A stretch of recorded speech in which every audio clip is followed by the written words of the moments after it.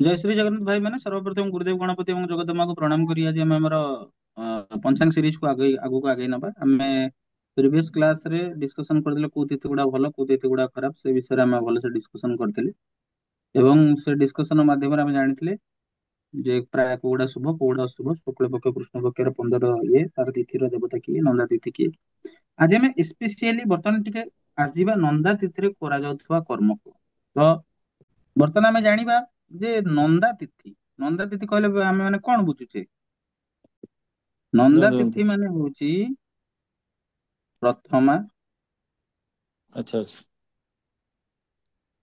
ଷଷ୍ଠୀ ଏକାଦଶୀ ମୁଁ ଗୋଟେ ଓଭରଭ୍ୟୁ ଦେଇ ଦଉଛି ଆମେ ପଢୁଥିଲେ ନନ୍ଦା ଭଦ୍ରା ଜୟା ରିକ୍ତା ପୂର୍ଣ୍ଣା ଏଇଟା ଖାଲି ପଢୁଥିଲେ ନା ହୁଁ। ଆଜ୍ଞା ଆଜ୍ଞା।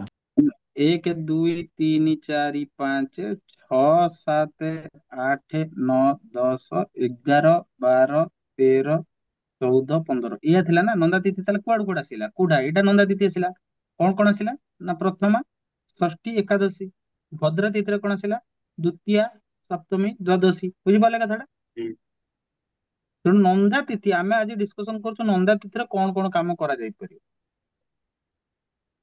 ଯଦି ମୁଁ ପଢେଇବି ଆଉ ଆପଣ ମାନେ ବୁଝିପାରିବେନି ତାହେଲେ ମୋର କମି ତେଣୁ ମୁଁ ସେଟାକୁ ପୁରା ଗ୍ରାଉଣ୍ଡ ଲେବୁଲରୁ ଯାଇକି ଆପଣ ମାନଙ୍କୁ ବୁଝିବାକୁ ଚେଷ୍ଟା କରୁଛି ଟିକେ ଆପଣ ମାନେ କୋଅପରେଟ କଲେ ବହୁତ ଭଲସେ ବୁଝିପାରିବେ ଠିକ ଅଛି ନା ତେଣୁ ଆମେ ଆଜି ଡିସ୍କସନ କରୁଛୁ କେବଳ ନନ୍ଦା ତିଥିରେ କଣ କରାଯିବ ନନ୍ଦା ତିଥି ମାନେ ପ୍ରଥମା ଷଷ୍ଠୀ ଏକାଦଶୀ ଏଇ ତିନିଟା ତିଥିରେ କୋଉ କୃତ୍ୟ କରାଯାଇ ପାରିବ ସେ ବିଷୟରେ ଡିସ୍କସନ କରୁଛୁ ଆମେ ଯେତେବେଳେ ପୁରା ପ୍ରଥମା ତିଥିକୁ ପଳେଇ ଆସିବା ମାନେ ଆମେ ସେଗମେଣ୍ଟ ବାଇ ସେଗମେଣ୍ଟ ଡିସ୍କସନ କରୁଛେ ପ୍ରଥମେ ଆମେ ତିଥି ଡିସ୍କସନ କଲେ ତିଥିର ଦେବତା ଡିସ୍କସନ କଲେ କୋଉଟା ଶୁଭ ଅଶୁଭ ସେଟା ଡିସ୍କସନ କଲେ ବର୍ତ୍ତମାନ ଆମେ ନନ୍ଦା ତିଥିକୁ ପଳେଇ ଆସିଲେ ପୁରା ମାନେ ପ୍ରଥମା ଷଷ୍ଠୀ ଏକାଦଶୀ ତାପରେ ଯୋଉଗୁଡା ଡିସ୍କସନ କରିବା ଆମେ ପ୍ରଥମାରେ କଣ ଏକ୍ଜାକ୍ଟଲି ହବ ଡିସ୍କସନ କରିବା ଷଷ୍ଠୀରେ କଣ ହବ ସେଇଟା ଏକ୍ଜାକ୍ଟଲି ଡିସ୍କସନ କରିବା ଏକାଦଶୀରେ କଣ ହବ ସେଇଟା ଏକ୍ଜାକ୍ଟଲି ଡିସ୍କସନ କରିବା କିନ୍ତୁ ଓଭରଅଲି ପ୍ରଥମା ଷଷ୍ଠୀ ଏକାଦଶୀରେ କଣ କରାଯାଏ ଶାସ୍ତ୍ର କହେ କି ଏଇ ତିନିଟା ତିଥିରେ ଗୀତ ନାଚ ଚାଷ ଉତ୍ସବ ଘର ବନେଇବା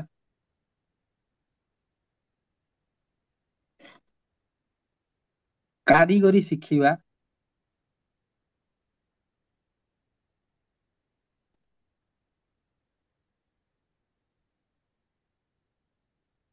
କପଡା ସିଲେଇବା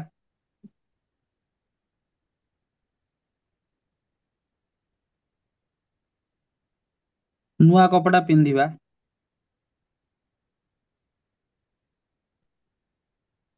ଆଦି ଏଇଗୁଡାକ ମୁଖ୍ୟ କାମ କରାଯାଏ ଓ ଭାଇ ତମେ କଣ ନନ୍ଦା ତିଥିରେ କଣ ଗୀତ ନାଚ ଚାଷ ଉତ୍ସବ ଘର ବନେଇବା କାରିଗରୀ ଶିଖିବା କପଡା ସିଲେଇବା ନୂଆ କପଡା ପିନ୍ଧିବା ଏଇ ଛୋଟ ଛୋଟ କଥା ଗୁଡା କଣ କହୁଛ ଆରେ ଭାଇ ୟାକୁ ଟିକେ ତମେ ବ୍ରଡଲି ଭାବ ତମେ ଯଦି ବ୍ରଡଲି ନ ଭାବିବ ତମେ ସେଇଟା ବୁଝିପାରିବନି ମୁଁ ତମକୁ ବ୍ରଡଲି କହୁଛି ଧର କିଏ ଗୋଟେ ଶାସ୍ତ୍ରୀୟ ସଙ୍ଗୀତ ଶିଖିବାକୁ ଯାଉଛି ଆଗରୁ ତ ପ୍ରତ୍ୟେକ ପରିବାରରେ ସଙ୍ଗୀତ ଶିକ୍ଷା ହଉଥିଲା ଏବେ ତ ସେଟା ବନ୍ଦ ହେଇଗଲାଣି କିଏ ଶାସ୍ତ୍ରୀୟ ସଙ୍ଗୀତ ଶିଖିବାକୁ ଯାଉଛି କିଏ ଭାରତ ନାଟ୍ୟମ ଶିଖିବାକୁ ଯାଉଛି କିଏ ଗୋଟେ ବହୁତ ବଡ ଫାର୍ମ ବନେଇବାକୁ ଯାଉଛି ଯୋଉଥିରେ ସେ ଚାଷ କରିକି ମାନେ କ୍ରୋର୍ସ ଇନକମ କରିବ କିଛି ଗୋଟେ ଉତ୍ସବ କିଏ ଗୋଟେ କରିବାକୁ ଚାହୁଁଛି ବହୁତ ଲୋକ ଗ୍ୟାଦରିଂ ହେବେ କିଏ ଗୋଟେ ନିଜର ଘର ବନେଇବାକୁ ଚାହୁଁଛି ଇଏ ନିଜର ଗୋଟେ ଯେମିତି ରାଜବାବୁ କହୁଥିଲେ କାରିଗରୀ ଶିକ୍ଷା ମାନେ ଯୋଉ ଯେବେ ମେକ୍ ଇନ ଇଣ୍ଡିଆ ପ୍ରୋଗ୍ରାମ ଯେମିତି ଚାଲିଛି ସେଥିରେ ନୂଆ ଛୁଆଙ୍କୁ ଆଡମିସନ କରାଯାଉଛି ସେଇଟା କଣ ଗୋଟେ ଛୋଟ କଥା କପଡା ସିଲେଇବା ମାନେ ନୂଆ କପଡା ସିଲେଇବା ଗୋଟେ ଲୋକ ପାଇଁ ବି ହେଇପାରେ ଗୋଟେ ସ୍କୁଲ ପାଇଁ ବି ହେଇପାରେ ନୂଆ କପଡା ପିନ୍ଧିବା ଗୋଟେ ଜମାରୁ ଛୋଟ କାମ ନୁହଁ ଆମ ସନାତନ ଧର୍ମର ଶାସ୍ତ୍ରଜ୍ଞ ମାନେ ଏତେ ପାୱାରଫୁଲ ଥିଲେ ନା ସେମାନେ ମାନେ କେମିତି ସେମାନେ ଡିଜାଇନ କରିଛନ୍ତି ଆପଣ ମାନେ ଦେଖନ୍ତୁ ଆପଣ ମାନେ ମାନେ ଇଏ ହେଇଯିବେ ଆପଣ ମାନେ ଆଷ୍ଟନିଷ୍ଟ ହେଇଯିବେ ଯେ ଏ ସନାତନ ଧର୍ମର ଶାସ୍ତ୍ର ମାନେ ପ୍ରତ୍ୟେକ କର୍ମକୁ କୋଉ ତିଥିରେ କରାଯିବ ସେମାନେ ସେଟା ଭେରିଫାଏଡ କରି ଲେଖିଛନ୍ତି ତେଣୁ ପ୍ରଥମା ଷଷ୍ଠୀ ଏକାଦଶୀରେ ଗୀତ ନାଚ ଚାଷ ଉତ୍ସବ ଘର ବନେଇବା ନୂଆ କପଡା ପିନ୍ଧିବା କପଡା ସିଲେଇବା କାରିଗରୀ ଶିଖିବା ଏଇ ସବୁ କାମ କରାଯାଇ ପାରିବ ବର୍ତ୍ତମାନ ଆମେ ପଚାରିବା ଏଇ ଯୋଉ ପ୍ରଥମା ଷଷ୍ଠୀ ଆଉ ଏକାଦଶୀ ଏଇଟା ଶୁକ୍ଳ ପକ୍ଷର ହବ କି କୃଷ୍ଣ ପକ୍ଷର ହବ? ପ୍ରଥମା ଷଷ୍ଠୀ ଏକାଦଶୀ। ପ୍ରଥମା ପ୍ରଥମେ ଷଷ୍ଠୀ ଆମେ ପ୍ରଥମା ଏକାଦଶୀ। ଦେଖିବା। ଏଇ ଯୋଉ ହଁ। ପ୍ରଥମା ତିଥିଟା ଆମେ ଶୁକ୍ଳ ପକ୍ଷର ବେଷ୍ଟ ହବ ଆମ ପାଇଁ ନା କୃଷ୍ଣ ପକ୍ଷର ବେଷ୍ଟ ହବ ଆମ ପାଇଁ? ଅ, ଶୁଭ କ୍ଲିୟର? ଲେଖିଛନ୍ତି, ହଁ କୃଷ୍ଣ ପକ୍ଷ, ୟେସ୍, ଶୁଭ ଶୁଭ ଶୁଭ ଶୁଭ ଶୁଭ। ତାହେଲେ ଷଷ୍ଠୀଟା ଶୁକ୍ଳ ପକ୍ଷ ହବା ଦରକାର ନା କୃଷ୍ଣ ପକ୍ଷ ହବା ଦରକାର? ଷଷ୍ଠୀଟା 6 ନମ୍ବର। ଅ, ଅ, 6 ନମ୍ବର। ଷଷ୍ଠୀଟା ଦେଖନ୍ତୁ ବୋଥରେ ଚଳିବ, ଶୁକ୍ଳ ପକ୍ଷ ବି ହେଇପାରିବ କୃଷ୍ଣ ପକ୍ଷ ବି ହେଇପାରିବ। ଠିକ ଅଛି, ଠିକ ଦେଖୁଛି ଅଛି। ପରା ମୁଁ ସେଇଟା। ହୁଁ। ହଁ, ଏକାଦଶୀ ଟା କୋଉଟା ନବା, ଶୁକ୍ଳ ମଧ୍ୟମ ପକ୍ଷ ମଧ୍ୟମ ନବା ନା ଲେଖା ହେଇଛି କୃଷ୍ଣ ତ ପକ୍ଷ? ସେଇଥିରେ ଭାଇ, ହଁ ମଧ୍ୟମ ଲେଖିଛନ୍ତି ପରା। ହଁ, ଶୁକ୍ଳ ପକ୍ଷର ମଧ୍ୟମା ବି କୃଷ୍ଣ ପକ୍ଷର ବି ଷଷ୍ଠୀଟା ମଧ୍ୟମା। ହଁ ହଁ। ତେଣୁ ବୋଥ ନେଇପାରିବା, କଣ ଅଛି ଅସୁବିଧା? ଆଜ୍ଞା। ଏକାଦଶୀ ଟା ଶୁକ୍ଳ ପକ୍ଷରେ ନବା କି କୃଷ୍ଣ ପକ୍ଷରେ ନବା? ଏଇଟା ହଉଛି ଶୁଭ ହଉଛି ଉଁ ଶୁଭ ହଉଛି କହୁଛୁ ଗୋଟେ ଗୋଟେ ଶୁକ୍ଳ ପକ୍ଷରେ। ଏକ୍ଜାକ୍ଟଲି, କୃଷ୍ଣ ପକ୍ଷ ନେବାର ନାହିଁ। ଏବେ କ୍ଲିୟର ହେଇଗଲେ? କ୍ଲିୟର କ୍ଲିୟର, ସ୍କ୍ରିନ୍ ସଟ୍ ନ ରଖିଲେ କିଛି କହିପାରିଥାନ୍ତି ଆଜି। ନାଇଁ, ଏବେ ଆପଣଙ୍କର ଗୋଟେ କନସେପ୍ଟ ଯୋଡି ପାରିଲା ତ, କଡି ଯୋଡି ପାରିଲା ତ। ହଁ ହଁ ହଁ ହଁ।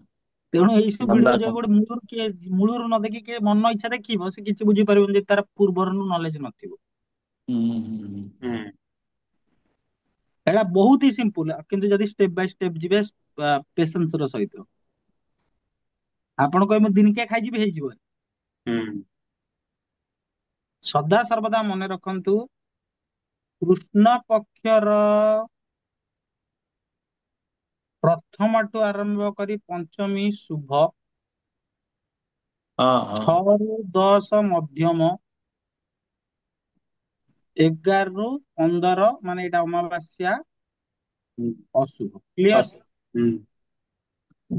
ଶୁକ୍ଳ ପକ୍ଷର ଠିକ ତା ଓଲଟା, ଓଲଟା 1 ରୁ 5 ଅଶୁଭ, 6 ରୁ 10 6 ରୁ 10 ସେଇ ମଧ୍ୟମ ରହିବ, ଆଉ ଏଇଟା ଶୁଭ ରହିବ ଆଉ କଣ। ତେଣୁ ଆଜ୍ଞା ଯେତେବେଳେ ଆଜ୍ଞା। ଆପଣଙ୍କୁ କପଡା ସିଲେଇ କରିବାକୁ ହବ, ଗୀତ ନାଚ ଛୁଆଙ୍କୁ ଛାଡିବାକୁ ହବ, ଆଉ କାରିଗରୀ କିଛି ନୂଆ ଶିଖିବାକୁ ହବ, କି କିଛି ଅ ଚାଷ ବାସ ନୂଆ କରିବାକୁ ହବ, ତାହେଲେ ଆପଣ କୋଉ ତିଥି ଚୁଜ କରିବେ ସବୁ? ଆମେ ଏମିତି ଚୁଜ କରିବୁ, ମାନେ କୃଷ୍ଣ ପକ୍ଷର କୃଷ୍ଣ ପକ୍ଷ 11 ରୁ 15 ପର୍ଯ୍ୟନ୍ତ ଚୁଜ କରିବ? ନା ନା ନା, ନା, ତାର ଉଲଟା। ପ୍ରଥମ ଷଷ୍ଠୀ ଏକାଦଶୀ। ହଁ, କୃଷ୍ଣ ପକ୍ଷର ତମେ କୃଷ୍ଣ ପକ୍ଷର ପ୍ରଥମାକୁ ଚୁଜ କରିବ। ବୋଥ ଶୁକ୍ଳ ପକ୍ଷର ପକ୍ଷର କୃଷ୍ଣ ପକ୍ଷର ଷଷ୍ଠୀକୁ ଷଷ୍ଠୀକୁ ଚୁଜ କରିପାରିବ। ଆଉ କେବଳ ଏକାଦଶୀ ଶୁକ୍ଳ ପକ୍ଷର ଏକାଦଶୀକୁ ଚୁଜ କରିପାରିବ। କ୍ଲିୟର? କ୍ଲିୟର କ୍ଲିୟର, ଆକୁ ବି ରଖିବା ସ୍କ୍ରିନଶଟ। ଠିକ ଅଛି। ତ ଆଜିର ସେସନ ଆମେ ଏଇ ବିଷୟରେ ଅବଗତ ହେଲେ ଯେ ଗୋଟେ ଛୋଟ କାମ, ତା ପାଇଁ ବି ଏଇଟା ହିଁ ଆମେ ପଞ୍ଚାଙ୍ଗ ନାଇଁ ଭାଇ? ଆରମ୍ଭ ହେଇନି, ଆରମ୍ଭ ହେଇନି, ମାନେ ଏଇ ଟାଇପ ଆରମ୍ଭ ର ଜିନିଷ ହେଇନି। ହିଁ।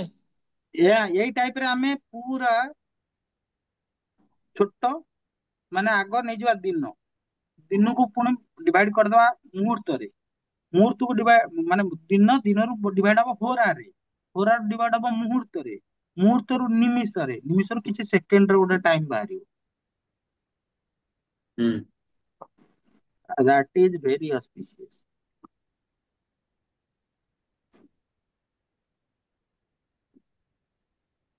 ଠିକ ଅଛି। ଆଜିର ସେସନ ଭାଇ ମୁଁ ଆଶା କରୁଛି ସମସ୍ତେ ବୁଝିଯାଇଥିବେ। ନ ବୁଝି ପାରିଲେ ଭିଡିଓ ଅଲରେଡି ରେକର୍ଡେଡ ଅଛି, ଆପଣ ମାନେ ଦେଖିପାରିବେ। ଆଜିର ସେସନ ଏତିକି। ସମସ୍ତଙ୍କୁ ଜୟ ଶ୍ରୀ ଜଗନ୍ନାଥ। ଜୟ ଶ୍ରୀ ଜଗନ୍ନାଥ। ମୁଁ ଖାଲି ଗୋଟେ ପାଣି ଟିକେ ପିଇକି ଆସୁଛି।